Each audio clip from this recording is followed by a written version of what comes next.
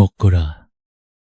쌀뜨물 뿐이지만 고아 소녀는 비에 젖은 짐승을 주어 고양이인 줄 알고 창고에 숨겨 키웠습니다. 새끼 호랑이는 엄청나게 먹어대며 폭풍 성장했죠. 마을 사람들은 가난한 주제에 짐승을 거둔다고 비웃었습니다. 어느 날 악덕지주가 소년을 무자비하게 매질했습니다.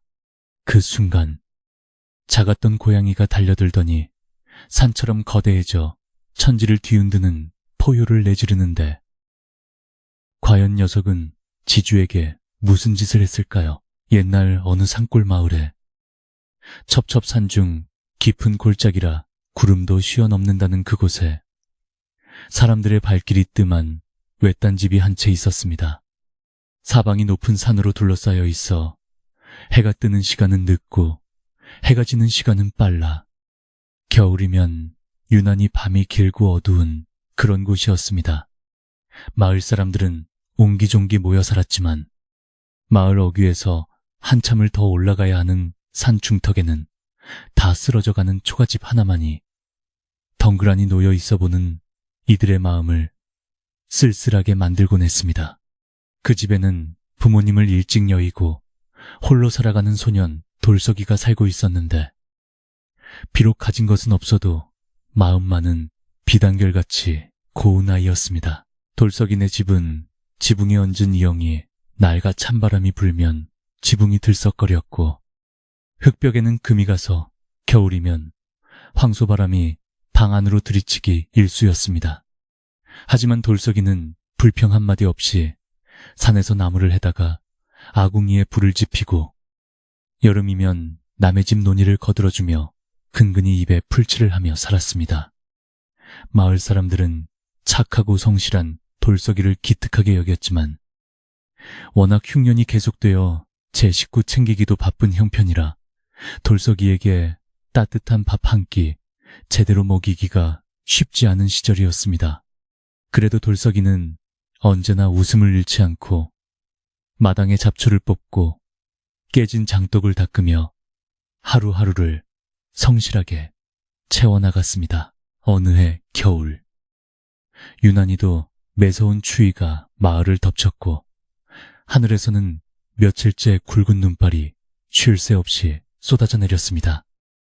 눈은 무릎까지 차올라 길을 지웠고 산짐승들도 먹이를 찾지 못해 마을로 내려오다 얼어 죽는 일이 생길 정도로 혹독한 날씨였습니다. 돌석이는 산에 나무를 하러 갈 수도 없어 방 안에 웅크리고 앉아 낡은 솜이불 하나를 뒤집어 쓴 채 추위를 견디고 있었습니다.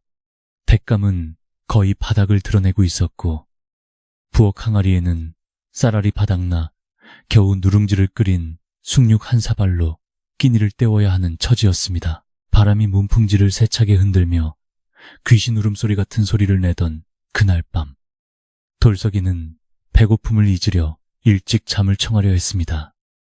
그런데 밖에서 바람소리와는 다른 아주 가늘고 애처로운 소리가 희미하게 들려왔습니다. 처음에는 잘못 들은 것인가 싶어 귀를 기울였지만 소리는 끊어질 듯 이어지며 문 밖에서 계속되었습니다. 낑, 낑. 그것은 마치 갓 태어난 짐승이 어미를 찾으며 우는 소리 같기도 하고 살려달라고 애원하는 소리 같기도 하여 돌석이의 마음을 흔들었습니다. 돌석이는 무서운 마음도 들었지만 밖에서 떨고 있을 생명이 걱정되어 덜덜 떨리는 손으로 문고리를 잡았습니다. 문을 열자마자 칼날 같은 바람과 함께 눈보라가 방 안으로 들이닥쳐 촛불이 꺼질 듯 위태롭게 흔들렸습니다. 돌석이는 눈을 가늘게 뜨고 어둠 속을 살폈는데 살인문 옆에 쌓인 눈더미 속에 조그만 털뭉치 같은 것이 웅크리고 있는 것이 보였습니다. 가까이 다가가 보니 그것은 눈을 하얗게 뒤집어 쓴 채 바들바들 떨고 있는 작은 짐승이었는데 얼핏 보기에는 고양이 새끼 같아 보였습니다. 어미를 잃었는지 홀로 남겨진 그 짐승은 이미 기력을 다해 울음소리조차 제대로 내지 못하고 가쁜 숨만 몰아쉬고 있었습니다. 돌석이는 앞뒤 잴 것 없이 그 작은 짐승을 품에 안고 서둘러 방 안으로 들어와 문을 꽉 닫았습니다. 품에 안긴 짐승은 얼음장처럼 차가웠고 뻣뻣하게 굳어있어 자칫하면 그대로 목숨을 잃을 것만 같았습니다. 돌석이는 아궁이에 남은 온기가 스며든 아랫목에 짐승을 내려놓고 자신의 낡은 이불을 덮어준 뒤 언손으로 짐승의 몸을 부지런히 주물렀습니다. 아가, 죽으면 안 된다. 조금만 참아라. 곧 따뜻해질 거야. 돌석이의 간절한 목소리가 방 안에 울려 퍼졌고 그의 따뜻한 손길이 닿자 짐승의 몸에서도 조금씩 온기가 돌기 시작했습니다. 한참을 그렇게 주무르자 짐승은 굳게 닫았던 눈을 스르르 뜨며 돌석이를 바라보았는데 그 눈빛이 밤하늘의 별처럼 영롱한 황금빛이었습니다. 털에 묻은 눈이 녹아내리자 드러난 모습은 영락없는 고양이였는데 보통 고양이보다는 머리가 크고 발이 뭉툭한 것이 어딘가 조금 달라 보였습니다. 하지만 평생 산골에서만 살아온 돌석이는 그저 덩치 큰 산고양이려니 생각하며 안도했습니다. 녀석은 배가 고픈지 힘없는 소리로 야옹하듯 울었는데 그 소리가 어찌나 안쓰러운지 돌석이의 가슴이 저릿해졌습니다. 돌석이는 부엌으로 달려가 아껴두었던 숭늉 그릇을 가져왔는데 다행히 아궁이의 열기 덕분에 아직 미지근한 온기가 남아있었습니다. 숭늉은 돌석이가 오늘 하루 종일 먹을 수 있는 유일한 식량이었지만 그는 망설임 없이 숟가락에 숭늉 국물을 떠서 짐승의 입가에 가져다 대었습니다. 자, 이걸 좀 먹어보렴. 배가 많이 고프지? 짐승은 처음에는 냄새를 맡으며 경계하는 듯 하더니 이내 허겁지겁 숭늉을 핥아먹기 시작했습니다. 까슬까슬한 혀가 숟가락을 핥는 소리가 조용한 방 안에 울려 퍼졌습니다. 작은 짐승이 숭늉을 받아먹는 모습이 어찌나 귀엽고 사랑스러운지 돌석이는 자신이 배고픈 줄도 모르고 계속해서 숟가락을 날랐습니다. 누룽지가 부드럽게 퍼진 숭늉 건더기까지 녀석이 남김없이 먹어 치우자 짐승의 배가 올챙이처럼 볼록해졌습니다. 돌석이는 빈 그릇을 내려놓으며 흐뭇한 미소를 지었고 짐승도 배가 부른지 기분 좋은 소리를 내며 돌석이의 무릎 위로 파고들었습니다. 돌석이는 녀석의 머리를 쓰다듬으며 말했습니다. 이제 너는 혼자가 아니야. 내가 너의 형이 되어줄게. 우리 같이 살자. 돌석이는 이 녀석에게 나비라는 이름을 붙여주기로 했는데 털무늬가 화려하고 예뻐서 지어준 이름이었습니다. 나비는 돌석이의 손길을 거부하지 않고 오히려 거친 손바닥에 얼굴을 비비며 어리광을 부렸습니다. 돌석이는 나비의 앞발을 만지작거리며 혼잣말을 했습니다. 가만 보니 너는 발이 참 크구나. 나중에 크면 쥐도 잘 잡고 아주 씩씩한 고양이가 되겠어. 나비는 그 말을 알아듣기라도 한 듯 꼬리를 살랑거리며 돌석이의 품을 파고들었고 그 따뜻한 체온은 돌석이의 외로운 마음까지 녹여주었습니다. 그날 밤 돌석이는 나비를 품에 꼭 안고 잠이 들었는데 부모님이 돌아가신 뒤로 처음으로 혼자가 아니라는 생각에 깊고 편안한 잠을 잘 수 있었습니다. 밖에서는 여전히 눈보라가 몰아치고 낡은 집은 삐걱거렸지만 두 생명이 서로의 체온을 나누는 이불 속은 세상 그 어느 곳보다 따뜻하고 평화로웠습니다. 돌석이의 꿈속에서는 따뜻한 봄날이 찾아왔고 나비와 함께 꽃밭을 뛰어노는 행복한 풍경이 펼쳐졌습니다. 이것이 돌석이와 산군의 새끼인 호랑이와의 기막힌 인연의 시작임을 그때는 아무도 알지 못했습니다. 다음날 아침 눈부신 햇살이 창호지 문을 뚫고 들어와 돌석이의 눈을 간지럽혔을 때 세상은 온통 하얗게 변해 있었습니다. 눈이 그치고 맑게 갠 하늘은 눈이 시리도록 파랬고 저마 끝에는 수정 같은 고드름이 주렁주렁 매달려 있었습니다. 돌석이가 눈을 비비며 일어나자 나비는 이미 깨어 방 한구석에서 털을 고르고 있다가 돌석이를 보고 반가운 듯 달려왔습니다. 하룻밤 사이에 기운을 차린 나비는 방 안을 폴짝폴짝 뛰어다니며 장난을 쳤는데 그 몸놀림이 예사롭지 않게 날렵했습니다. 돌석이는 마당에 쌓인 눈을 치우기 위해 빗자루를 들고 밖으로 나갔는데 나비도 졸졸 따라 나와 마당을 뒹굴며 눈장난을 쳤습니다.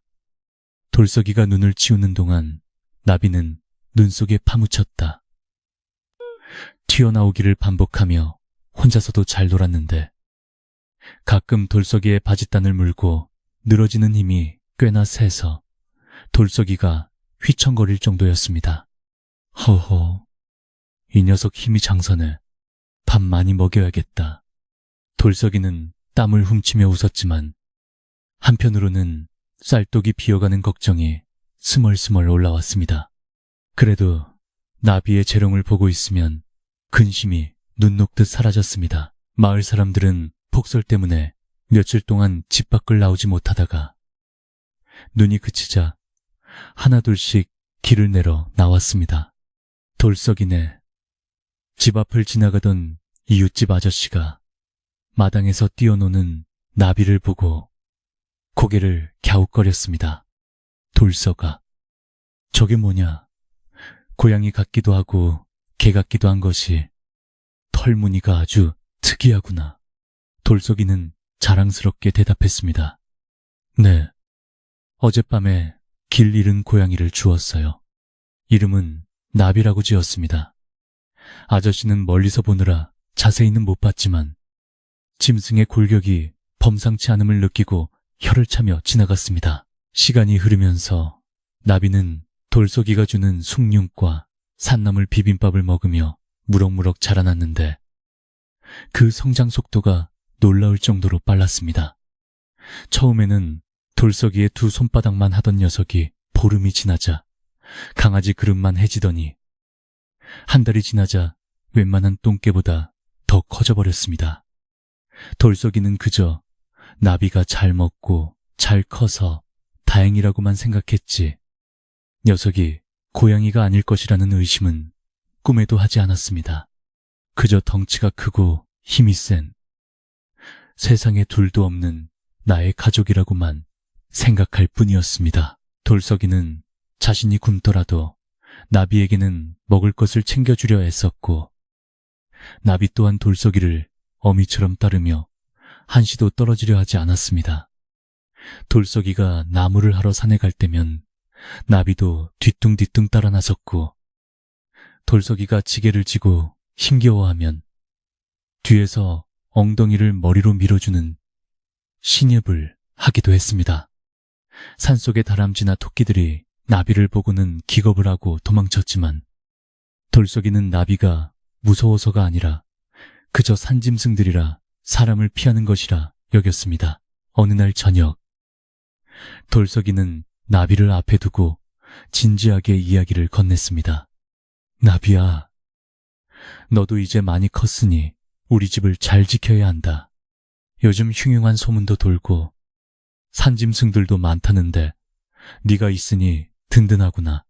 나비는 돌석이의 눈을 빤히 바라보며 마치 사람의 말을 알아듣는 것처럼 굵은 목소리로 그르렁하고 대답했습니다. 그 울림이 방바닥을 타고 전해져 올 정도로 묵직했지만 돌석이에게는 그저 세상에서 가장 듣기 좋은 자장가처럼 들렸습니다. 겨울이 깊어가고 설날이 다가오면서 마을은 조금씩 활기를 띠기 시작했지만 돌석이네 살림은 여전히 팍팍했습니다. 하지만 돌석이의 마음만은 그 어느 해보다 풍요로웠으니 그것은 추운 겨울밤 서로의 등을 맞대고 잠들 수 있는 가족이 생겼기 때문이었습니다. 돌석이는 잠든 나비에 털을 쓰다듬으며 부디 이 평화가 오래오래 지속되기를 간절히 빌었습니다. 그러나 마을 아래쪽 기와집에 사는 욕심쟁이 최부자가 돌석이네 집터를 탐내고 있다는 소문이 바람결에 들려오고 있었습니다. 나비가 자라날수록 마을 개들이 돌석이네 집 근처에는 얼씬도 하지 않았고, 밤이면 산 쪽에서 늑대 울음소리가 들려오다가도 뚝 끊기곤 했습니다. 돌석이는 이것이 나비 덕분인지도 모르고 그저 운이 좋다고만 생각했습니다. 나비의 앞발은 이제 돌석이의 주먹보다 훨씬 커졌고, 하품할 때 보이는 송곳니는 섬뜩할 정도로 날카로웠지만 돌석이 앞에서만큼은 언제나 순한 양처럼 굴었습니다. 이 기이한 동거는 산골 마을의 고요한 겨울 풍경 속에 비밀스럽게 그리고 깊이 뿌리내리고 있었습니다. 이처럼 돌석이와 나비의 인연은 눈 내리는 밤 숭늉 한 그릇으로 시작되어 서로에게 없어서는 안 될 소중한 존재로 굳어져 갔습니다. 차가운 세상 속에서 서로의 온기에 의지하며 살아가는 소년과 짐승의 이야기는 이제 막 서막을 열었을 뿐이었습니다. 앞으로 닥쳐올 시련과 그 속에서 빛날 그들의 우정이 어떻게 펼쳐질지. 산골 마을의 밤은 깊어만 가고 있었습니다. 산골짜기에 매서웠던 겨울바람이 잦아들고 얼어붙었던 계곡물 소리가 제법 경쾌하게 들리기 시작할 무렵 돌석이네 마당에도 봄 기운이 스며들었습니다. 처마 밑에 매달려 있던 고드름은 눈물처럼 녹아내렸고, 양지바른 담벼락 밑에는 파릇파릇한 새싹들이 수줍게 고개를 내밀었습니다. 계절이 바뀌는 동안 나비는 하루가 다르게 쑥쑥 자라나 이제는 고양이라고 부르기 민망할 정도로 거대한 덩치를 자랑하게 되었습니다. 처음에 돌석이의 두 손 안에 쏙 들어오던 그 작고 여리던 손뭉치는 온데간데 없고, 어느새 송아지만 한 덩치에 윤기가 흐르는 털을 가진 늠름한 짐승으로 변모해 있었습니다. 돌석이는 그저 나비가 밥을 잘 먹어 튼튼하게 자랐다고만 여겼지, 그 모습이 예사롭지 않다는 것은 까맣게 모르고 있었습니다. 나비의 덩치가 커지면서 돌석이의 오두막은 더욱 비좁게 느껴졌지만 둘의 사이는 오히려 더 돈독해졌습니다. 나비는 덩치만 커졌을 뿐 하는 짓은 여전히 어린아이 같아서 돌석이가 마루에 앉아 있으면 슬그머니 다가와 무릎에 턱을 괴고 눕기를 좋아했습니다. 예전 같으면 무릎 위에 올려놓고 쓰다듬어 주었겠지만 지금은 나비의 머리 무게만으로도 돌석이의 다리가 저려올 지경이었습니다. 그래도 돌석이는 나비를 밀어내지 않고 거친 손으로 그 널따란 이마를 정성스레 빗어주며 이야기를 나누곤 했습니다. 나비가 기분 좋다는 듯이 그르렁거리는 소리를 내면 그 진동이 마룻바닥을 타고 돌석이의 엉덩이까지 전해져 마치 지진이 난 것처럼 온 집안이 울리기도 했습니다. 마을 사람들은 산에 나무를 캐러 가거나 나무를 하러 갈 때 가끔 돌석이네 집 근처를 지나가곤 했는데, 그때마다 마당에 누워있는 나비를 보고는 화들짝 놀라 걸음을 멈추곤 했습니다. 멀리서 보면 영락없는 맹수처럼 보였기에 사람들은 저게 고양이야, 아니면 산에서 내려온 짐승이야 하며 수군거렸습니다. 개들도 나비 근처에는 얼씬도 하지 못했고, 심지어 마을에 사나운 사냥개조차 돌석이네 집 근처에만 오면 꼬리를 사타구니 사이에 감추고 낑낑거리며 도망치기 바빴습니다. 돌석이는 우리 나비가 덩치만 컸지 얼마나 순한데요 하며 사람들을 안심시키려 했지만 마을 사람들의 눈에는 두려움과 의심의 빛이 서려 있었습니다. 그러던 어느 날 마을에서 제일 가는 부자이자 욕심쟁이로 소문난 최부자가 하인들을 대동하고 돌석이네 집을 찾아왔습니다. 최부자는 평소에도 가난한 소작농들을 괴롭히고 툭하면 꼬투리를 잡아 재물을 빼앗는 것으로 악명이 높았습니다. 그는 비단 두루마기 자락을 휘날리며 뒷짐을 지고 나타나 다짜고짜 지팡이로 돌석이네 썩은 대문을 쾅쾅 두드렸습니다. 마당에서 빗자루질을 하던 돌석이는 깜짝 놀라 달려나가 고개를 숙이며 인사를 올렸습니다. 대감마님, 누추한 곳에 어인 일이십니까? 최 부자는 돌석이의 인사는 본체 만체하며 집 구석구석을 매서운 눈초리로 훑어보았습니다. 최 부자는 헛기침을 크게 한번 하더니 거만한 목소리로 말문을 열었습니다. 이놈 돌석아, 네가 이 집에 산 지도 꽤 되었구나. 내 오늘 온 것은 다름이 아니라 이 집터가 내 조상님의 묘를 쓸 자리로 점지되었으니 그만 방을 비워줘야겠다. 돌석이는 청천벽력 같은 소리에 눈앞이 캄캄해졌습니다. 대감마님, 그게 무슨 말씀이십니까? 이 집은 돌아가신 부모님이 남겨주신 유일한 보금자리입니다. 저보고 나가라시면 당장 어디로 가란 말입니까? 돌석이는 무릎을 꿇고 애원했지만 최 부자의 표정은 차갑기 그지없었습니다. 내 아비가 생전에 내게 진 빚이 있는 것을 모르느냐? 그 빚 대신 이 집터를 받기로 한 것이니 억울할 것 없다. 사실 돌석이의 아버지가 최 부자에게 빚을 졌다는 것은 터무니없는 거짓말이었지만 힘없는 돌석이가 이를 증명할 방법은 없었습니다. 최 부자는 돌석이가 꼼짝 못하고 당황해하는 모습을 보며 비릿한 웃음을 흘렸습니다. 그때 방 안에 있던 나비가 낯선 인기척과 주인의 불안한 기색을 느끼고 밖으로 어슬렁어슬렁 걸어 나왔습니다. 햇빛을 받아 번들거리는 황금빛 털과 압도적인 덩치를 본 최 부자와 하인들은 순간 숨이 턱 막히는 공포를 느끼고 뒷걸음질을 쳤습니다. 최 부자는 덜덜 떨리는 손으로 나비를 가리키며 소리쳤습니다. 저것은 무엇이냐? 내 놈이 집구석에서 괴물을 키우고 있었구나. 나비는 돌석이 앞에 버티고 서서 최 부자 일행을 향해 낮게 으르렁거렸는데 그 소리가 마치 천둥소리처럼 웅장하게 울려 퍼졌습니다. 하인들은 겁에 질려 지팡이를 떨어뜨리기도 하고 주저앉기도 했습니다. 하지만 최 부자는 체면을 구길 수 없다는 생각에 짐짓 큰 소리를 쳤습니다. 네, 이놈! 흉측한 짐승을 앞세워 나를 위협하려는 게냐? 아주 못된 놈이로구나. 그는 두려움을 감추려 더욱 악을 쓰며 돌석이를 몰아세웠습니다.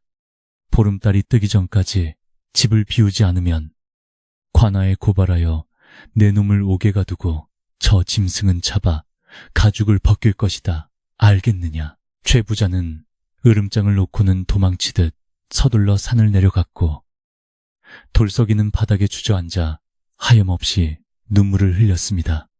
억울함과 서러움이 복받쳐 올라 어깨를 들썩이며 우는 돌석이에게 나비가 다가왔습니다. 나비는 거칠고 따뜻한 혀로 돌석이의 젖은 뺨을 핥아주며 위로했는데 그 눈빛이 마치 걱정 마라, 내가 있잖아 라고 말하는 듯 깊고 그윽했습니다. 돌석이는 나비의 목을 끌어안고 한참을 울었고 나비는 꼼짝도 하지 않고 돌석이의 울음이 잦아들 때까지 곁을 지켰습니다. 산골의 밤은 다시 찾아왔지만 돌석이의 마음에는 깊은 어둠이 드리워져 거칠 줄을 몰랐습니다. 다음 날부터 마을 우물가에는 돌석이네 집에 대한 소문이 꼬리에 꼬리를 물고 퍼져나갔습니다. 아낙네들은 물동이를 내려놓고 삼삼오오 모여 쑥덕거렸습니다. 그 얘기 들었어? 돌석이가 키우는 고양이가 송아지만 하다며? 아니지. 최 부자댁 머슴 말로는 그게 고양이가 아니라 호랑이 새끼라던데? 말도 안 돼. 호랑이를 어떻게 집에서 키워? 요물이지. 요물. 최 부자가 그 집터를 뺏으려고 난리를 쳤다는데 돌석이가 불쌍해서 어쩌나. 소문은 눈덩이처럼 불어나 어떤 사람은 돌석이가 산신령의 노여움을 샀다고도 하고, 어떤 사람은 그 짐승이 마을에 재앙을 가져올 것이라고도 했습니다. 불안한 마음을 안고 며칠을 보내던 돌석이에게 마을 뒷산 깊은 곳에 혼자 사는 꼬부랑 할머니가 찾아왔습니다. 마을 사람들은 그 할머니가 젊은 시절 무당이었다고도 하고 산의 기운을 읽을 줄 아는 신통한 분이라고도 했습니다. 지팡이를 짚고 힘겹게 언덕을 올라온 할머니는 돌석이네 살인문 앞에 서서 한참 동안 집안의 기운을 살폈습니다. 돌석이가 마당에서 일을 하다 말고 깜짝 놀라 달려나와 할머니를 부축했습니다. 할머니, 이 높은 곳까지 어인 일이세요? 편찮으신 다리로. 할머니는 돌석이의 손을 꼭 잡으며 마당 한 구석에 엎드려 있는 나비를 뚫어지게 쳐다보았습니다. 나비는 낯선 사람을 경계할 법도 한데 이상하게도 할머니 앞에서는 얌전한 고양이처럼 고개를 숙이고 눈을 깔았습니다. 할머니는 나비에게 다가가 주름진 손으로 그 머리를 쓰다듬으며 알 수 없는 주문 같은 말을 중얼거렸습니다. 그러고는 심각한 표정으로 돌석이를 돌아보며 말했습니다. 돌석아, 잘 듣거라. 네가 거둔 이 생명은 보통 짐승이 아니다. 산의 주인 될 놈이 어찌 민가에 내려와 있단 말이냐. 돌석이는 가슴이 철렁 내려앉았습니다. 할머니, 그게 무슨 말씀이세요? 나비는 그냥 좀 덩치 큰 고양이일 뿐이에요. 제가 눈 속에 죽어가던 걸 살려냈는걸요. 할머니는 고개를 가로저으며 혀를 찼습니다. 눈이 어두운 중생이로다. 발을 보아라. 저게 어찌 고양이 발이냐. 내 정성이 갸륵하여 산군이 잠시 몸을 의탁한 것이니 지극정성으로 모시되 절대 남들 눈에 띄게 해서는 안 된다. 할머니의 목소리는 낮지만 단호했습니다. 그리고 명심해라. 짐승보다 더 무서운 것이 사람의 욕심이다. 최부자가 네 집을 노리는 것은 단순히 땅 때문만이 아니다. 내 집에 서린 기운을 탐내는 것이니 절대 섣불리 맞서지 말고 때를 기다려라. 피를 보지 않고 해결해야 네 앞길이 트일 것이다. 할머니의 말씀은 알쏭달쏭했지만 돌석이의 가슴 깊은 곳에 묵직한 돌을 얹어놓은 듯한 울림을 주었습니다. 네가 살린 목숨이 너를 살릴 날이 올 것이다. 하지만 그 전까지는 바람 앞에 등불과 같으니 부디 몸가짐을 조심하거라. 말을 마친 할머니는 뒤도 돌아보지 않고 산길을 내려갔고 돌석이는 멀어지는 할머니의 뒷모습을 보며 멍하니 서 있었습니다. 옆에 있던 나비가 돌석이의 바짓단을 물고 흔들며 정신을 차리라고 재촉했습니다. 돌석이는 나비를 내려다보며 물었습니다. 나비야, 할머니 말씀이 무슨 뜻일까? 정말 네가 호랑이라도 된다는 거니? 나비는 아무 말 없이 커다란 눈망울만 껌뻑거렸습니다. 그날 밤 돌석이는 잠을 이루지 못하고 뒤척였습니다. 최 부자가 정해준 날짜는 하루하루 다가오는데 갈 곳은 없고 할머니의 경고는 머릿속을 맴돌았습니다. 방안을 비추는 달빛 아래 잠든 나비의 그림자가 벽에 비쳤는데 그 모양이 마치 산을 호령하는 맹수의 형상과 닮아 보였습니다. 돌석이는 문득 두려움과 경이로움이 뒤섞인 기분을 느꼈습니다. 자신이 품어 키운 것이 단순한 고양이가 아닐지도 모른다는 사실을 이제는 인정해야 할 것 같았습니다. 하지만 호랑이든 고양이든 지금 돌석이에게 나비는 유일한 가족이자 친구였습니다. 한편 최 부자의 집 사랑방에서는 음흉한 모의가 진행되고 있었습니다. 최 부자는 건달들과 하인들을 불러 모아 술상을 차려놓고 쑥덕거렸습니다. 내일 모레면 보름이다. 그날 밤에 놈을 쫓아내고 그 집을 허물어버릴 테다. 그 덩치 큰 짐승놈도 몽둥이로 때려잡아 가죽을 벗겨 내 방바닥에 깔아놓으면 아주 볼만할 게야. 최 부자의 탐욕스러운 눈빛이 번들거렸고 하인들은 주인의 비위를 맞추며 킬킬거렸습니다. 마을의 평화로운 공기 밑으로 시커먼 먹구름 같은 불길함이 서서히 몰려오고 있었습니다. 돌석이는 다가올 위기를 예감한 듯 다음 날부터 더욱 정성스럽게 나비를 보살폈습니다. 쌀독을 털어 밥을 짓고 산에 가서 개울물을 길어다 나비에게 먹였습니다. 나비야, 무슨 일이 있어도 내가 너를 지켜줄게. 그들이 너를 해치지 못하게 할 거야. 돌석이는 비장한 각오를 다지며 낡은 지게 작대기를 손질했습니다. 힘없는 소년이 할 수 있는 일이라고는 고작 그것뿐이었지만 가족을 지키겠다는 마음만은 태산보다 높았습니다. 나비 역시 평소와 다르게 산 쪽을 응시하며 털을 곤두세우는 일이 잦아졌고 밤이면 낮게 으르렁거리는 소리가 잦아졌습니다. 보름달이 뜨기 전날 밤 산골 마을의 공기는 팽팽하게 당겨진 활시위처럼 긴장감으로 가득 찼습니다. 바람조차 숨을 죽인 듯 고요했고 풀벌레 소리 하나 들리지 않는 정막이 감돌았습니다. 돌석이는 방문을 걸어 잠그고 나비를 꼭 껴안은 채 뜬 눈으로 밤을 지새웠습니다. 내일이면 들이닥칠 최부자와의 싸움이 두려웠지만 품 안에서 느껴지는 나비의 규칙적인 심장 박동 소리가 그나마 위안이 되었습니다. 괜찮아. 괜찮아. 돌석이는 주문을 외우듯 속삭였지만 문 밖 어둠 속에서는 이미 불길한 그림자가 입을 벌리고 기다리고 있었습니다. 이처럼 돌석이와 나비를 둘러싼 상황은 벼랑 끝으로 몰리고 있었습니다. 최부자의 탐욕은 멈출 줄 몰랐고 마을 사람들의 수군거림은 더해만 갔으며 뒷산 할머니의 예언은 현실로 다가오고 있었습니다. 과연 힘없는 소년 돌석이는 이 위기를 극복하고 소중한 보금자리와 나비를 지켜낼 수 있을까요? 그리고 나비의 진짜 정체는 언제쯤 세상에 드러나게 될까요? 깊어가는 밤, 달빛마저 구름 뒤로 숨어버린 산골 마을에는 폭풍 전야의 고요만이 흐르고 있었습니다. 운명의 날이 다가올수록 산골 오두막을 감싸는 공기는 무겁게 가라앉았고 숲속의 나무들조차 숨을 죽인 듯 고요했습니다. 최부자가 못 박은 약속 날짜가 코앞으로 닥쳐오자 돌석이의 마음은 타들가는 숫덩이처럼 까맣게 변해갔습니다. 그는 밤마다 악몽에 시달리다 식은땀을 흘리며 깨어나곤 했는데 그때마다 곁을 지키는 것은 어둠 속에서 푸른 안광을 내뿜는 나비뿐이었습니다.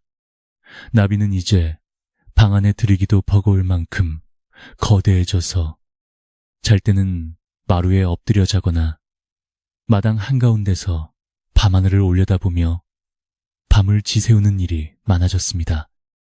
돌석이는 그런 나비의 등 뒤에 서린 기운이 예전과는 확연히 다르다는 것을 뼈저리게 느끼고 있었습니다. 마을에는 흉흉한 소문이 걷잡을 수 없이 퍼져나가 해가 지면 아무도 돌석이네 집 근처로 오려 하지 않았습니다. 그 집 고양이가 밤만 되면 늑대 울음소리를 낸다더라. 아니야, 내가 봤는데 눈에서 불이 뿜어져 나오더군. 그건 이승의 짐승이 아니야.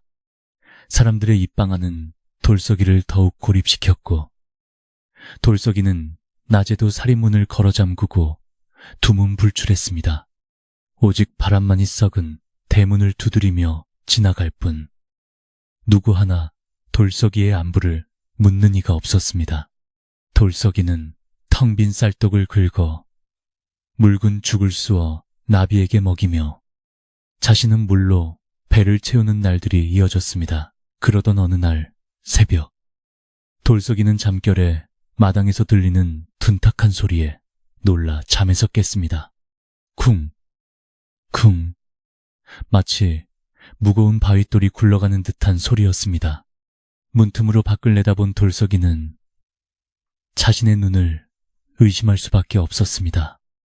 마당 한가운데에 나비가 서 있었는데 그 앞에는 거대한 멧돼지 한 마리가 숨이 끊어진 채 놓여 있었기 때문입니다.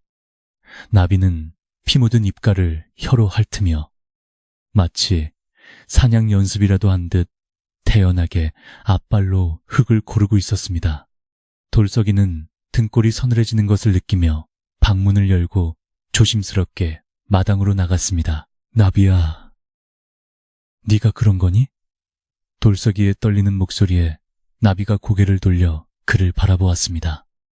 그 눈빛은 더 이상 애교 많은 고양이의 눈이 아니었습니다.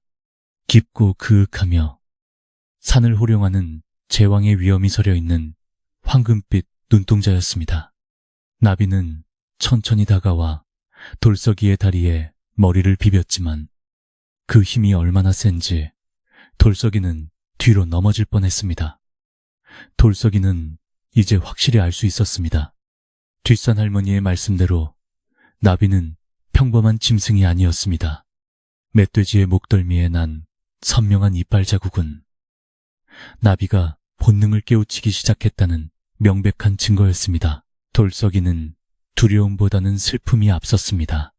나비가 맹수의 본성을 드러낼수록 자신과 함께할 수 있는 시간이 얼마 남지 않았다는 것을 직감했기 때문입니다. 사람들이 너를 보면 가만두지 않을 거야. 넌 산으로 가야 해. 나비야. 돌석이는 나비의 목을 끌어안고 속삭였지만 나비는 꿈쩍도 하지 않고 그 자리를 지켰습니다. 오히려 돌석이의 옷자락을 물고 집 쪽으로 끌어당기며 떠나지 않겠다는 의사를 분명히 했습니다. 나비에게 돌석이는 생명의 은인이자 유일한 가족이었기에 본성이 깨어난다 해도 그를 두고 떠날 수는 없었던 것입니다. 최부자의 위협은 점점 더 노골적으로 변해갔습니다. 약속한 날을 이틀 앞둔 날, 최부자의 하인들이 몽둥이를 들고 찾아와 행패를 부리기 시작했습니다. 그들은 마당에 있던 장독을 깨뜨리고 애써 갖고 놓은 텃밭을 짓밟으며 돌석이를 협박했습니다. 이놈아, 좋은 말로 할 때 나가라. 우리 대감마님 성질 모르느냐. 모레 아침에 왔을 때도 버티고 있으면 내 눈뼈를 추려낼 것이다. 하인들은 욕설을 퍼부으며 돌석이의 어깨를 밀쳤고 힘없는 돌석이는 바닥에 나뒹굴며 흙투성이가 되었습니다. 그 순간 마루 밑 그늘에 숨어있던 나비가 크르릉하는 소리와 함께 천천히 기어 나왔습니다. 하인들은 갑자기 나타난 거대한 짐승을 보고 기겁하여 뒷걸음질 쳤습니다. 나비는 털을 곤두세우고 등을 굽히며 공격 자세를 취했는데 그 덩치가 송아지만 하고 눈빛이 형형하여 보는 사람의 간담을 서늘하게 했습니다. 하인 중 하나가 겁도 없이 몽둥이를 휘두르려 하자 나비가 앞발을 번개처럼 휘둘러 몽둥이를 부러뜨려 버렸습니다. 뚝! 하는 소리와 함께 몽둥이는 두 동강이 났고 하인들은 비명을 지르며 대문 밖으로 도망쳤습니다. 괴물이다! 저 집에 괴물이 산다! 하인들의 비명소리가 산골짜기에 메아리 쳤고 돌석이는 멍하니 부러진 몽둥이를 바라보았습니다. 이제 돌이킬 수 없는 강을 건넌 셈이었습니다.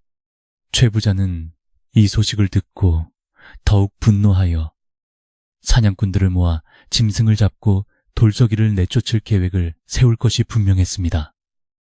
돌석이는 흙 묻은 옷을 털 생각도 하지 못한 채 나비의 곁에 주저앉았습니다. 나비는 흥분이 가라앉지 않았는지 꼬리를 세차게 흔들며 도망친 하인들이 사라진 쪽을 매섭게 노려보고 있었습니다. 그날 저녁 돌석이는 부모님의 제사상에 올리려 아껴두었던 마지막 쌀을 꺼내 밥을 지었습니다. 이것이 이 집에서 먹는 마지막 밥이 될지도 모른다는 생각에 쌀을 씻는 손길 하나하나에 정성을 담았습니다. 하얀 쌀밥이 고슬고슬하게 지어지자 구수한 냄새가 방 안에 퍼졌지만 돌석이의 목구멍으로는 밥이 넘어가지 않았습니다. 그는 밥그릇을 나비 앞에 내려놓으며 말했습니다. 많이 먹어라.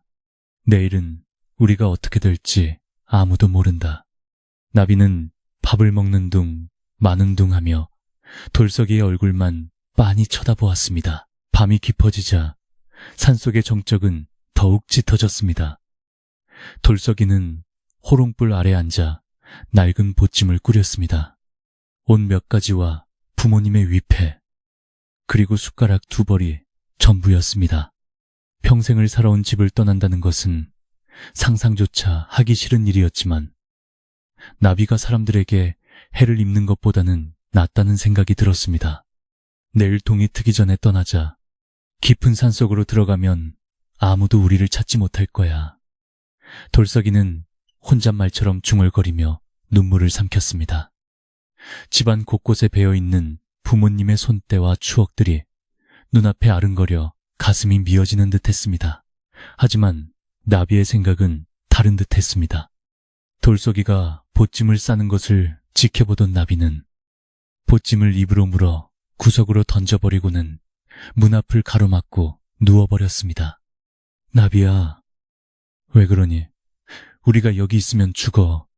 최 부자가 사냥꾼들을 데려올 거라고 돌석이가 애원하듯 말했지만 나비는 콧방귀를 뀌며 꿈쩍도 하지 않았습니다. 마치 내가 여기 있는데 누가 감히 너를 건드려? 라고 말하는 듯한 태도였습니다. 나비는 자신이 이 집의 주인이며 산꾼 산준으로서의 영역을 지키겠다는 본능적인 의지를 드러내고 있었습니다. 시간은 속절없이 흘러 결전의 날이 밝아오는 새벽이 되었습니다. 닭 울음소리도 들리지 않는 깊은 산중의 새벽은 서리 내린 듯 차갑고 푸르스름했습니다. 돌석이는 뜬 눈으로 밤을 지새우고 태에 탄 눈으로 마당을 내다보았습니다. 나비는 밤새 마당을 서성거리며 보이지 않는 적들을 경계하고 있었습니다. 돌석이는 부엌에 들어가 냉수한 사발을 들이켜 정신을 차리려 애썼습니다. 손발이 차갑게 식고 심장이 쿵쿵 뛰었지만 이제는 피할 수 없는 운명과 마주해야만 했습니다. 그때 멀리 마을 어귀에서부터 웅성거리는 소리가 바람을 타고 올라오기 시작했습니다. 꽹과리 소리와 북소리, 그리고 수많은 사람의 발자국 소리가 뒤섞여 점점 가까워지고 있었습니다. 최 부자가 마을 사람들과 건달들, 그리고 사냥꾼들까지 대동하고 올라오는 것이 분명했습니다. 저 흉물스러운 짐승을 잡아라, 집을 부숴라 하는 고함이 산새들을 놀라게 했고 평화롭던 숲은 순식간에 아수라장으로 변할 조짐을 보였습니다. 돌석이는 다리가 후들거려 서 있기도 힘들었지만 문을 열고 마당으로 나갔습니다. 마당에는 나비가 대문을 향해 꼿꼿이 서 있었습니다. 아침 햇살을 받아 황금빛 털이 눈부시게 빛났고 꼬리는 마치 채찍처럼 좌우로 천천히 움직이고 있었습니다. 나비의 덩치는 며칠 전보다 더 커진 듯했고 그 위압감은 태산과도 같았습니다. 돌석이는 나비의 등 뒤에 서서 떨리는 손으로 지게 작대기를 움켜쥐었습니다. 비록 보잘것없는 작대기 하나였지만 가족을 지키겠다는 일념 하나로 두려움을 억눌렀습니다. 나비야, 무섭지? 형이 지켜줄게. 돌석이의 말은 허공에 흩어졌지만 나비는 그 마음을 안다는 듯 귀를 쫑긋거렸습니다. 최 부자 일행이 돌석이 내 집 앞마당에 당도했을 때 그 수는 좋게 수십 명은 되어 보였습니다. 최 부자는 가마 위에서 거만하게 내려다보며 소리쳤습니다.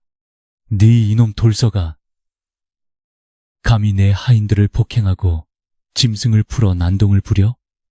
오늘이 네 제삿날인 줄 알아라. 사냥꾼들은 총과 창을 겨누었고 건달들은 몽둥이를 휘두르며 위협했습니다. 마을 사람들은 뒤에서 겁에 질린 표정으로 그 광경을 지켜보고 있었습니다. 그들은 나비의 거대한 덩치를 보고 수군거리며 공포에 떨었습니다. 저게 호랑이야? 고양이야? 세상에, 저런 짐승은 처음 보네. 사냥꾼 중 우두머리가 침을 뱉으며 앞으로 나섰습니다. 대감마님, 걱정 마십시오. 제 총알 한 방이면 저 짐승은 가죽만 남게 될 겁니다. 그는 낡은 조총에 화약을 재우며 비릿한 미소를 지었습니다. 돌석이는 앞으로 뛰쳐나가 두 팔을 벌려 나비를 막아섰습니다. 안 됩니다. 나비는 아무 짓도 안 했어요. 제발 쏘지 마세요. 돌석이의 절규는 사람들의 비웃음 소리에 묻혔습니다. 최 부자는 혀를 차며 손을 휘저었습니다. 저 미친놈을 끌어내라.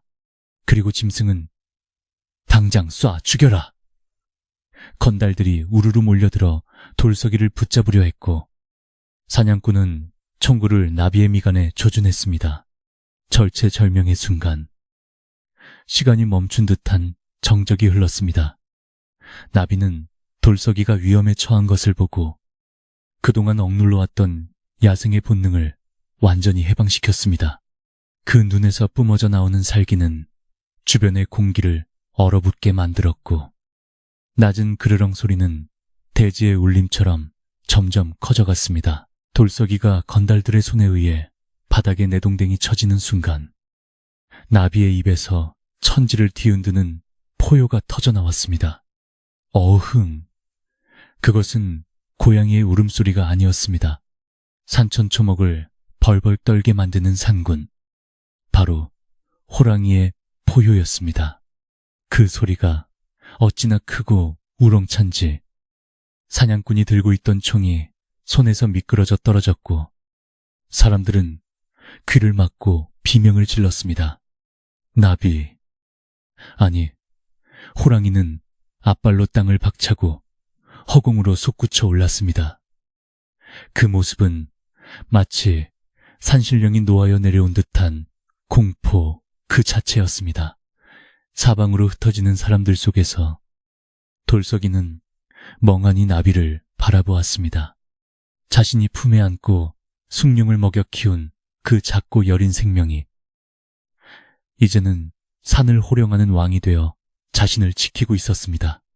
보찜 속에 숨겨져 있던 돌석이의 두려움은 사라지고 대신 가슴 벅찬 감동과 경외감이 차올랐습니다. 이것은 단순한 짐승과 사람의 이야기가 아니었습니다. 은혜를 입은 산군이 인간의 탐욕을 심판하러 나선 신화의 한 장면이 눈앞에서 펼쳐지고 있는 것이었습니다. 나비의 포효 소리에 놀라 최 부자가 타고 있던 가마꾼들이 주저앉는 바람에 최 부자는 바닥으로 굴러떨어져 흙투성이가 되었습니다. 아이고, 사람 살려, 호랑이다. 호랑이, 최 부자는 체면이고 뭐고 다 팽개치고 네 발로 기어서 도망치려 했지만 다리에 힘이 풀려 옴짝달싹할 수 없었습니다. 호랑이는 최 부자 바로 앞까지 단숨에 뛰어들어 집채만한 앞발을 들어올렸습니다. 그 발톱은 날카로운 단검처럼 빛나고 있었습니다. 모두가 숨을 죽이고 다음 장면을 기다리는 가운데 호랑이의 눈은 오직 최 부자의 탐욕스러운 영혼을 꿰뚫어보고 있었습니다. 이 소란 속에서도 돌석이는 이상하리만치 마음이 차분해졌습니다. 그는 비로소 뒷산 할머니의 말이 무슨 뜻이었는지 완전히 이해했습니다. 네가 살린 목숨이 너를 살릴 것이다. 눈보라치던 밤, 자신이 내어준 따뜻한 숭늉 한 그릇이 오늘 이 거대한 수호신이 되어 돌아온 것입니다. 집을 둘러싼 위기는 최고조에 달했지만 역설적이게도 돌석이는 그 어느 때보다 안전함을 느꼈습니다. 호랑이의 등은 넓고 단단했으며 그 존재감은 그 어떤 무기보다 강력했기 때문입니다. 마을 사람들은 공포에 질려 도망치지도 못하고 그저 바닥에 납작 엎드려 살려달라고 빌었습니다. 사냥꾼들조차 총을 버리고 나무 뒤로 숨기에 급급했습니다. 오직 돌석만이 호랑이의 이름을 불렀습니다. 나비야, 이제 그만.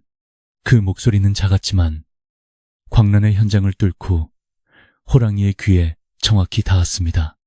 호랑이는 지켜들었던 아빠를 멈추고 천천히 고개를 돌려 돌석이를 바라보았습니다. 그 순간 살기로 가득 찼던 황금빛 눈동자가 다시금 따뜻하고 깊은 호수처럼 잔잔해졌습니다. 이제 상황은 완전히 역전되었습니다. 집을 뺏으러 왔던 자들은 쥐구멍을 찾고 있었고 쫓겨날 뻔했던 소녀는 상군의 비호를 받는 존재가 되었습니다. 돌석이 내 마당을 가득 채운 긴장감은 폭발 직전의 화산과도 같았고 호랑이의 다음 행동 하나에 모든 사람의 운명이 달려 있었습니다. 과연 호랑이는 최부자를 응징할 것인가? 아니면 돌석이의 말에 따라 자비를 베풀 것인가? 산골 마을의 운명이 걸린 아침이 그렇게 밝아오고 있었습니다. 돌석이의 떨리는 손바닥이 호랑이의 거친 털을 어루만지자 금방이라도 하늘을 찢을 듯 포효하던 짐승의 숨소리가 조금씩 잦아들기 시작했습니다. 돌석이는 눈물을 흘리며 호랑이의 목을 끌어안았고 살기로 번들거리던 호랑이의 황금빛 눈동자는 어느새 돌석이를 향한 따뜻한 온기로 변해갔습니다. 방금 전까지만 해도 최부자를 당장이라도 찢어밟힐 듯이 지켜들었던 호랑이의 날카로운 앞발이 천천히 바닥으로 내려오자 마당을 가득 채웠던 숨, 막히는 긴장감이 한순간에 풀어지는 듯 했습니다. 하지만 호랑이는 여전히 낮은 목소리로 그르렁거리고 있어 그 소리만으로도 주변의 공기가 묵직하게 진동하고 있었습니다. 돌석이는 호랑이의 귀에 대고 조용히 속삭였습니다. 나비야, 이제 됐다. 네가 참아다오. 우리는 괴물이 아니라 사람답게 살아야지. 그제야 호랑이는 거친 콧김을 내뿜으며 뒷걸음질 쳤고 돌석이의 곁을 지키는 수호신처럼 늠름하게 자리를 잡고 앉았습니다. 바닥에 나뒹굴어진 최부자는 마치 혼이 빠져나간 사람처럼 입을 벌린 채 덜덜 떨고 있었는데 그 모습이 참으로 가관이었습니다. 비단옷은 흙투성이가 되어 볼품없이 구겨졌고 가슴 벗겨져 어디로 날아갔는지 보이지도 않았으며 얼굴은 백지장처럼 하얗게 질려 핏기라고는 찾아볼 수가 없었습니다. 그는 방금 자신의 눈앞에서 벌어진 믿기 힘든 광경에 넋을 잃었고 호랑이의 거대한 발톱이 자신의 목숨을 거두어가기 직전이었다는 공포에 사로잡혀 오줌까지 지리고 말았습니다. 평소 마을 사람들에게 호통을 치며 거들먹거리던 위세는 온데간데 없고 지금은 그저 목숨만 살려달라고 비는 처량한 늙은이의 모습일 뿐이었습니다. 최부자는 호랑이의 눈을 마주치지 못하고 바닥에 머리를 처박으며 웅얼거렸습니다. 아이고, 잘못했습니다. 제발 목숨만은 살려주십시오. 산군님, 제가 죽을 죄를 지었습니다. 돌석이는 호랑이의 등 뒤에서 천천히 걸어나와 최부자 앞을 가로막고 섰는데 그 모습이 예전에 힘없고 유약한 소년이 아니었습니다. 그는 등 뒤에 상군을 거느린 당당한 주인으로서 서슬퍼런 눈빛으로 최부자를 내려다보며 단호하게 물었습니다. 대감마님, 제 부모님이 정말 빚을 지셨습니까? 저 거대한 상군 앞에서 그리고 하늘을 우러러 한 점 부끄럼 없이 진실을 말씀해 보십시오. 돌석이의 목소리는 크지 않았지만 산골짜기의 정적을 가르고 최부자의 가슴에 비수처럼 꽂혔습니다. 최부자는 흘끔 고개를 들어 호랑이를 쳐다보았지만 호랑이가 송곳니를 드러내며 크르릉 소리를 내자 기겁하며 다시 바닥에 엎드렸습니다. 지금 거짓말을 했다가는 당장 저 호랑이에게 물려가도 할 말이 없다는 것을 뼈저리게 느꼈기 때문입니다. 최부자는 덜덜 떨리는 입술을 달싹이며 마침내 기어들어가는 목소리로 진실을 토해놓기 시작했습니다. 아니다. 빚은 없다. 네 아비는 내게 빚을 진 적이 없어. 그저 그저 이 집터가 탐이 나서 내가 거짓말을 했다. 용서해다오. 돌서가. 내 욕심이 과했다. 그의 자백은 마당에 모여있던 마을 사람들과 하인들의 귀에 똑똑히 들렸고, 사람들은 웅성거리며 최 부자를 손가락질하기 시작했습니다. 그동안 최 부자의 권세에 눌려 아무 말도 못하던 사람들이었지만 이제는 명백한 진실 앞에서 분노를 감추지 않았습니다. 세상에, 어쩌면 저럴 수가 있어. 없는 빚을 만들어 고아를 내쫓으려 하다니. 천벌을 받을 짓이야. 사람들의 비난 소리가 커지자 최 부자는 쥐구멍이라도 찾고 싶은 심정으로 고개를 들지 못했습니다. 돌석이는 최 부자의 자백을 듣고 긴 한숨을 내쉬었는데 그것은 억울함이 풀리는 안도의 한숨이자 인간의 추악한 욕심에 대한 탄식이기도 했습니다. 돌석이는 다시는 이런 일이 없도록 대기를 박아야겠다고 생각하며 엄한 목소리로 말했습니다. 들으셨습니까? 마을 사람들 모두가 증인입니다. 이제 2번 다시 제 집을 탐내거나 저를 괴롭히지 않겠다고 약속하십시오. 그리고 당장 이 집에서 나가주십시오. 산군이 노여움을 거두기 전에 어서 사라지란 말입니다. 돌석이의 호통에 호랑이도 동조하듯 땅이 울릴 정도로 크게 포효를 내질렀습니다. 그 소리는 마치 최 부자의 영혼을 때리는 듯 강력했고 산새들이 놀라 푸드득 날아올랐습니다. 최 부자는 알겠다. 알겠어. 다시는 얼씬도 하지 않으마. 라고 비명을 지르며 허둥지둥 몸을 일으켰습니다. 하지만 다리에 힘이 풀려 몇 번이나 비틀거렸고 도망치는 와중에도 호랑이가 쫓아올까봐 뒤를 힐끔거리며 볼썽 사나운 꼴을 보였습니다. 그가 데려왔던 하인들과 건달들도 몽둥이를 내팽개치고 주인의 뒤를 따라 꽁무니가 빠지게 도망쳤습니다. 그들이 벗어두고 간 신발 한 짝이 마당 한 구석에 덩그러니 남겨져 있었는데 그것이 그들의 탐욕이 얼마나 허무하게 무너졌는지를 보여주는 듯 했습니다. 사냥꾼들 역시 총을 챙길 생각도 못하고 숲속으로 숨어버려 순식간에 돌석이의 마당은 텅 비게 되었습니다. 악인들이 모두 사라지자 산골 오두막에는 다시금 고요가 찾아왔습니다. 방금 전까지 전쟁터와 같았던 소란스러움은 거짓말처럼 사라지고 오직 바람이 나뭇가지를 흔드는 소리만이 들려왔습니다. 돌석이는 그제야 긴장이 풀린 듯 다리에 힘이 빠져 바닥에 주저앉았습니다. 깊은 안도의 숨을 내쉬는 돌석이에게 호랑이가 다가와 커다란 머리를 비볐습니다. 이제는 맹수의 살기는 온데간데 없고 다시 예전의 순한 나비로 돌아와 돌석이를 위로하고 있었습니다. 호랑이의 따뜻한 체온이 전해지자 돌석이는 참았던 눈물을 터뜨리며 호랑이의 목을 끌어안고 한참을 흐느꼈습니다. 고맙다. 나비야, 네가 나를 살렸어. 한편 멀리서 이 광경을 지켜보고 있던 마을 사람들은 쉽사리 자리를 뜨지 못하고 웅성거리고 있었습니다. 그들은 두려움과 경외심이 뒤섞인 눈빛으로 돌석이와 호랑이를 바라보았습니다. 이제 그들에게 호랑이는 단순한 맹수가 아니라 마을의 악을 몰아낸 영물림으로 보이기 시작했습니다.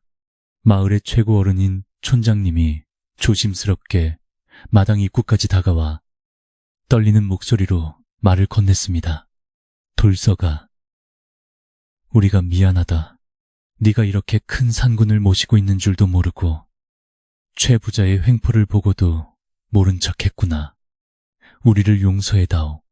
돌석이는 눈물을 닦고 일어나 촌장님을 향해 정중하게 고개를 숙였습니다. 아닙니다. 어르신, 무서워서 그러신 걸 제가 어찌 모르겠습니까? 이제라도 진실이 밝혀졌으니 다행입니다. 돌석이의 의젓한 태도에 마을 사람들은 더욱 부끄러움을 느꼈습니다. 사람들은 하나둘씩 마당으로 들어와 호랑이를 향해 합장하고 절을 올렸습니다. 상군님, 부디 노여움을 푸시고 우리 마을을 굽어 살펴주십시오. 호랑이는 사람들이 절을 하자 얌전하게 앉아 그 모습을 지켜보았는데 그 위엄이 마치 산신령과도 같아 사람들은 감히 고개를 들지 못했습니다. 마을 사람들은 빈손으로 온 것이 미안했는지 각자 집으로 달려가 먹을 것을 가져오기 시작했습니다. 어떤 이는 쌀자루를 메고 오고 어떤 이는 갓 쪄낸 옥수수와 감자를 바구니에 담아왔으며 심지어 귀한 닭을 잡아오는 사람도 있었습니다. 순식간에 돌석이 내 무너진 대문 앞에는 곡식과 반찬들이 산더미처럼 쌓였습니다. 돌석아, 이거라도 바꿔라. 그동안 굶은 걸 생각하면 마음이 아프다. 아낙네들은 눈시울을 붉히며 돌석이의 손을 잡았고 돌석이는 고마움에 어찌할 바를 몰랐습니다. 사람들은 호랑이가 무서워 집 안까지는 들어오지 못하고 대문 앞에 물건을 놓아둔 채 서둘러 뒷걸음질쳐 돌아갔습니다. 산군님, 맛있게 드십시오. 라며 연신 허리를 굽히는 그들의 뒷모습에서 진심 어린 존경과 두려움이 느껴졌습니다. 마을 사람들이 모두 돌아가고 나자 마당에는 다시 돌석이와 호랑이 둘만이 남았습니다. 돌석이는 쌓여있는 곡식들을 보며 멍하니 서 있다가 옆에 앉아있는 호랑이를 보고 씁쓸한 미소를 지었습니다. 나비야, 내 덕분에 우리가 부자가 됐구나. 이제 굶을 걱정은 없겠다. 돌석이는 어수선해진 집안을 정리하기 시작했습니다. 최부자의 하인들이 난동을 부리며 깨뜨린 장독 조각을 줍고 밟혀서 뭉개진 텃밭의 흙을 다시 돋우었습니다. 호랑이는 돌석이가 일하는 모습을 가만히 지켜보다가 앞발로 굴러다니는 빗자루를 툭툭 건드리며 장난을 치기도 했습니다. 그 모습은 영락없는 옛날의 장난꾸러기 나비여서 돌석이는 잠시 시름을 잊고 소리내어 웃을 수 있었습니다. 이 녀석, 방해하지 말고 저기 가서 누워있어. 돌석이의 핀잔에도 호랑이는 배를 뒤집고 누워 애교를 부렸습니다. 해가 서산으로 넘어가자 하늘은 붉은 노을로 물들기 시작했습니다. 산골짜기의 저녁은 유난히 고요했고 깨끗한 공기 속으로 밥 짓는 냄새가 퍼져나갔습니다. 돌석이는 부엌으로 들어가 아궁이에 불을 지폈습니다. 타닥타닥 타오르는 장작불 소리가 정겹게 들려왔고 가마솥에서는 하얀 김이 모락모락 피어올랐습니다.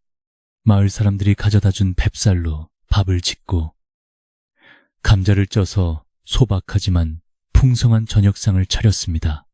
오랜만에 맡아보는 구수한 쌀밥 냄새에 돌석이의 뱃속에서도 꼬르르 소리가 났습니다. 돌석이는 김이 모락모락 나는 쌀밥을 커다란 양푼에 가득 퍼서 호랑이 앞에 내려놓았습니다. 많이 먹어라. 나비야, 오늘 정말 고생 많았다. 호랑이는 기다렸다는 듯이 밥을 허겁지겁 먹기 시작했습니다. 돌석이도 그 옆에 앉아 숟가락을 들었습니다. 따뜻한 밥 한 숟가락이 입안에 들어가자 하루 종일 긴장했던 몸과 마음이 눈 녹듯 풀어지는 것 같았습니다. 둘은 아무 말 없이 밥을 먹으며 서로의 존재를 확인했습니다. 마주 앉은 밥상머리에서 느껴지는 온기는 그 어떤 보물보다도 소중한 것이었습니다. 식사를 마치고 나자 사방은 칠흑 같은 어둠에 잠겼고 밤하늘에는 별들이 보석처럼 박혀 빛나고 있었습니다. 돌석이는 마루에 걸터 앉아 호랑이의 등을 기대고 밤하늘을 올려다보았습니다. 서늘한 밤바람이 불어와 땀을 식혀주었고 풀벌레 소리가 자장가처럼 들려왔습니다. 호랑이는 배가 부른지 기분 좋은 숨소리를 내며 돌석이의 무릎을 베고 누웠습니다. 돌석이는 호랑이의 털을 천천히 쓰다듬으며 생각에 잠겼습니다. 오늘 밤이 지나면 너를 보내줘야 할지도 모르겠구나. 마을 사람들에게 정체가 드러난 이상 더 이상 호랑이를 집에서 키울 수는 없다는 것을 돌석이는 잘 알고 있었습니다. 호랑이는 산의 주인이고 자신은 인간 마을에 사는 소년이었기 때문입니다.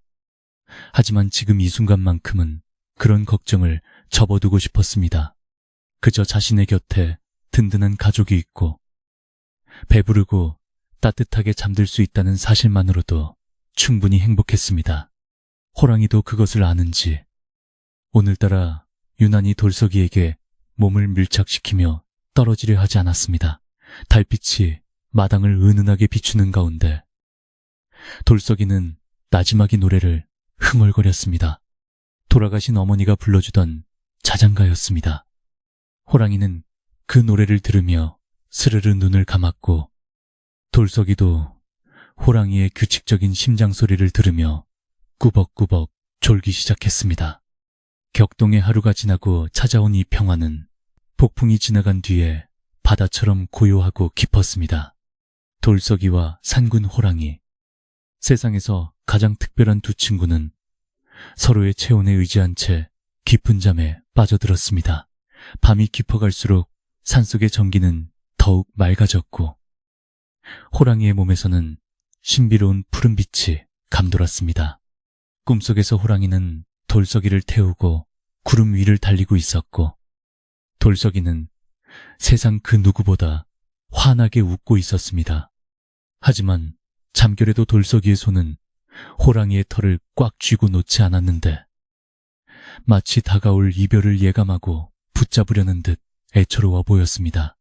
그렇게 산골 오두막의 밤은 깊어만 갔고 내일이면 찾아올 새로운 운명의 시간을 조용히 준비하고 있었습니다. 다음 날 아침 산골짜기에는 짙은 안개가 자욱하게 내려앉아 한치 앞을 분간하기 힘들었습니다. 밤새 단잠을 자고 일어난 돌석이는 평소와 다르게 나비가 문 앞에서 안절부절 못하며 서성이는 것을 보았습니다. 나비는 돌석이가 방문을 열고 나오자마자 옷자락을 입에 물고 산 쪽으로 잡아 끌었습니다. 평소에는 느긋하게 마당에 누워 있었을 녀석이 이토록 재촉하는 것을 보니 돌석이는 직감적으로 오늘이 바로 나비와 헤어져야 할 날이거나 혹은 나비가 자신에게 무언가 보여주고 싶은 것이 있음을 깨달았습니다. 돌석이는 집신을 단단히 동여매고 나비의 눈을 바라보며 고개를 끄덕였습니다. 그래, 어디로 가자는 거냐? 네가 이끄는 대로 따라가마. 나비는 돌석이가 따라 나설 채비를 마치자 기다렸다는 듯이 앞장서서 산길을 오르기 시작했습니다. 마을 사람들이 다니는 익숙한 오솔길이 아니라 가시덤불이 우거지고 바위가 험한 사람의 발길이 닿지 않는 깊은 산속으로 향하는 길이었습니다. 돌석이는 숨이 턱끝까지 차올랐지만 앞서가는 나비의 황금빛 털이 안개 속에서 등불처럼 빛나는 것을 보며 부지런히 발걸음을 옮겼습니다. 산을 오를수록 공기는 더욱 차가워졌고 주변의 나무들은 수백 년은 묵은 듯 거대해져 신령스러운 기운을 뿜어내고 있었습니다. 한참을 오르던 돌석이가 지쳐서 바위에 걸터앉아 땀을 닦고 있을 때였습니다. 앞서가던 나비가 되돌아와 돌석이 앞에 등을 내밀고 납작 엎드리는 것이었습니다. 돌석이는 깜짝 놀라 손사래를 쳤습니다. 아니야, 나비야. 내가 어찌 감히 상구님의 등에 엎이겠느냐. 조금만 쉬었다 가면 된다. 하지만 나비는 고집스럽게 꼼짝도 하지 않고 얼른 타라는 듯이 고개를 돌려 돌석이를 쳐다보았습니다. 그 눈빛이 어찌나 간절하고 듬직한지 돌석이는 더 이상 사양하지 못하고 조심스럽게 호랑이의 넓은 등에 올라탔습니다. 돌석이가 등에 타자마자 나비는 몸을 일으켜 세우더니 바람처럼 빠르게 산을 달리기 시작했습니다. 돌석이는 떨어지지 않으려 호랑이의 목덜미 털을 꽉 움켜쥐었습니다. 호랑이의 근육이 움직일 때마다 전해지는 힘찬 박동이 돌석이의 온몸으로 느껴졌고 귓가에는 바람 소리가 윙윙거리며 스쳐 지나갔습니다.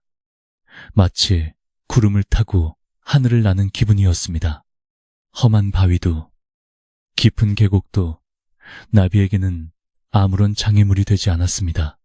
돌석이는 자신의 친구가 이토록 대단한 존재라는 사실에 다시 한번 가슴이 벅차올랐습니다. 그렇게 한참을 달려 도착한 곳은 산 정상 부근에 깎아지른 듯한 절벽 아래에 숨겨진 동굴 앞이었습니다. 덩굴 식물로 입구가 가려져 있어 밖에서는 도저히 알 수 없는 은밀한 장소였습니다.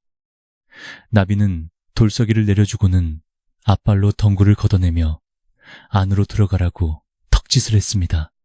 돌석이는 두근거리는 가슴을 안고 조심스럽게 동굴 안으로 발을 들여놓았습니다. 동굴 안은 캄캄했지만 나비의 눈에서 나오는 광채 덕분에 앞을 볼 수 있었습니다. 서늘한 공기 속에서 오래된 쇠 냄새와 흙 냄새가 섞여났습니다. 동굴 깊숙한 곳에 다다르자 돌석이는 자신의 눈을 의심할 수밖에 없는 광경을 목격했습니다. 바닥에는 낡은 괴짝들이 여기저기 흩어져 있었고 그 안과 밖으로 누런 황금과 하얀 은덩어리들이 수북하게 쌓여 있었던 것입니다. 어둠 속에서도 번쩍이는 그 재물들은 평생 구경도 못 해본 엄청난 양이었습니다. 이게 다 뭐니? 나비야? 돌석이가 놀라서 묻자 나비는 괴짝 하나를 툭 치며 돌석이를 쳐다보았습니다.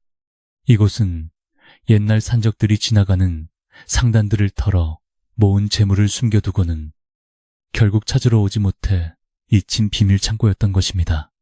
나비는 산군으로서 이 산의 모든 비밀을 알고 있었고 자신을 구해준 은인인 돌석이가 더 이상 가난 때문에 고통받지 않기를 바라는 마음으로 이곳으로 이끈 것이었습니다. 나비는 앞발로 금덩이 하나를 돌석이 앞으로 밀어주며 어흥하고 낮게 울었습니다. 마치 이걸 가져가서 행복하게 살아라 라고 말하는 듯 했습니다. 돌석이는 떨리는 손으로 금덩이를 집어들었습니다.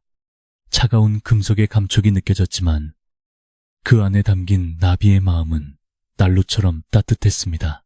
나비야, 고맙다. 정말 고맙다. 하지만 나는 이 많은 재물이 다 필요 없어. 그저 빚을 갚고 작은 논밭이나 살 정도면 충분해. 돌석이는 욕심을 부리지 않고 자신이 감당할 수 있을 만큼의 금은보화만 보찜에 챙겼습니다. 나머지는 산의 주인인 나비가 지키는 것이 옳다고 생각했습니다.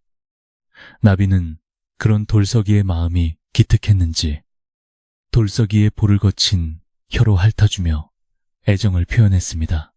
동굴 안에서의 시간은 마치 꿈만 같았고 두 존재 사이의 신뢰는 황금보다 더 빛나고 있었습니다. 동굴을 나온 둘은 다시 산을 내려오기 시작했습니다. 내려오는 길은 올라갈 때보다 발걸음이 무거웠습니다. 마을 어귀가 가까워질수록 이별의 시간이 다가오고 있음을 알았기 때문입니다. 인적이 드문 산기욠에 도착하자 나비는 멈춰서서 더 이상 내려가려 하지 않았습니다. 이곳이 바로 인간의 세상과 산군의 세상이 나뉘는 경계선이었습니다. 돌석이는 나비의 목을 끌어안고 참았던 눈물을 터뜨렸습니다. 나비야, 부디 건강해야 한다. 밥 굶지 말고 다치지 말고 너는 산의 왕이니 씩씩하게 잘 살겠지. 나비는 슬픈 눈으로 돌석이를 바라보다가 마지막으로 돌석이의 냄새를 기억하려는 듯 코를 킁킁거렸습니다. 그러고는 돌석이의 등을 가볍게 밀어 마을로 가라고 재촉했습니다. 돌석이는 몇 번이나 뒤를 돌아보며 걸음을 옮겼습니다. 나비는 돌석이가 보이지 않을 때까지 그 자리에 서서 지켜보고 있었습니다. 돌석이가 마침내 마을길로 접어들었을 때 산쪽에서 어흥 하는 우렁찬 포효소리가 들려왔습니다. 그것은 마지막 작별 인사였고 동시에 돌석이의 앞날을 축복하는 산군의 응원이었습니다. 마을로 돌아온 돌석이는 가져온 재물로 가장 먼저 빚이 있다며 괴롭히던 최 부자와의 악연을 깨끗이 정리했습니다. 물론 빚은 없었지만 혹시 모를 후환을 없애기 위해 넉넉한 돈을 주고 입을 다물게 했습니다. 그리고는 무너져가던 초가집을 수리하고 기름진 논밭을 사서 농사를 짓기 시작했습니다. 돌석이는 갑자기 큰 돈이 생겼다고 해서 거만해지거나 사치를 부리지 않았습니다. 오히려 예전처럼 성실하게 일하고 흉년이 들면 마을 사람들에게 곡식을 나눠주며 덕을 쌓았습니다. 마을 사람들은 그런 돌석이를 존경하며 따랐고 그를 호랑이가 낸 부자라고 불렀습니다. 돌석이는 집을 새로 지으면서도 사랑방 문 하나는 항상 열어두었습니다. 혹시라도 나비가 찾아오면 언제든 들어와 쉴 수 있게 하기 위함이었습니다. 그리고 마당 한 구석에는 언제나 맑은 물과 신선한 고기를 놓아두는 것을 잊지 않았습니다. 비록 몸은 떨어져 있지만 마음만은 항상 나비와 함께하고 있음을 보여주는 돌석이만의 정성이었습니다. 계절이 바뀌고 세월이 흘러 돌석이도 어엿한 청년이 되고 가정을 꾸리게 되었지만 나비에 대한 그리움은 변하지 않았습니다. 신기한 일은 그 후로도 계속되었습니다. 가끔 아침에 일어나 보면 마당에 산돼지나 노루 같은 산짐승들이 놓여 있거나 귀하다는 산삼과 약초들이 대문 앞에 놓여 있곤 했습니다. 마을 사람들은 산신령이 돌석이를 돕는다고 수군거렸지만 돌석이는 그것이 누구의 짓인지 알고 있었습니다. 나비가 다녀갔구나. 돌석이는 산 쪽을 향해 깊이 허리를 숙여 감사의 인사를 올렸습니다.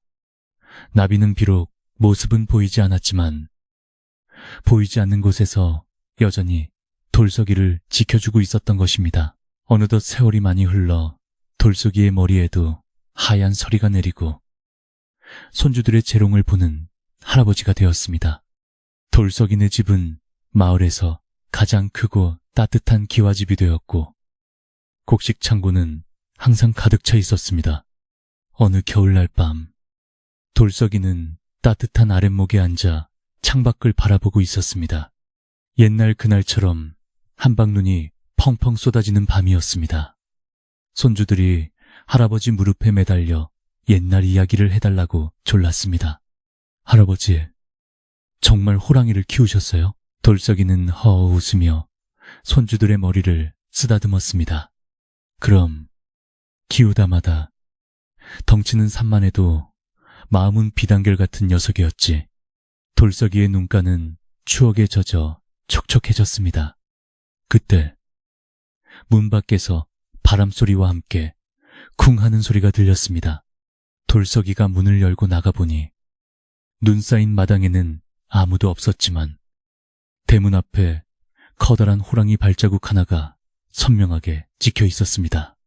그 발자국은 늙은 돌석이에게 보내는 오랜 친구의 안부 인사였습니다. 돌석이는 갓 지은 하얀 쌀밥을 그릇에 담아 발자국 옆에 놓아주었습니다. 고맙다. 나비야, 너도 잘 지내고 있구나. 이 밥 먹고 추운 겨울 따뜻하게 보내거라. 눈 내리는 밤하늘을 올려다보며 돌석이는 미소를 지었습니다. 차가운 눈발 속에서도 마음만은 난로를 켜둔 것처럼 훈훈했습니다. 돌석이와 산군 호랑이의 인연은 인간과 짐승의 경계를 넘어 평생을 이어지는 아름다운 전설이 되어 마을 사람들의 입에서 입으로 전해졌습니다. 방으로 돌아온 돌석이는 따뜻한 이불 속에 누웠습니다. 아궁이에서 타는 장작 소리가 자장가처럼 들려왔고 배도 부르고 등도 따뜻하니 잠이 솔솔 쏟아졌습니다.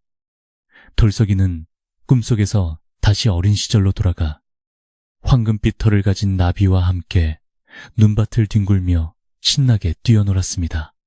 근심 걱정 없는 그곳에서 둘은 영원히 함께였습니다. 이제 이야기가 끝났습니다. 산골 마을에 눈 내리는 밤은 깊어만 가고 착한 돌석이와 듬직한 호랑이도 모두 꿈나라로 떠났습니다. 여러분도 오늘 하루 고생 많으셨습니다. 돌석이네 따뜻한 아랫목처럼 포근한 이불 속에서 아무 걱정하지 말고 푹 주무시길 바랍니다. 호랑이가 지켜주는 꿈 꾸세요.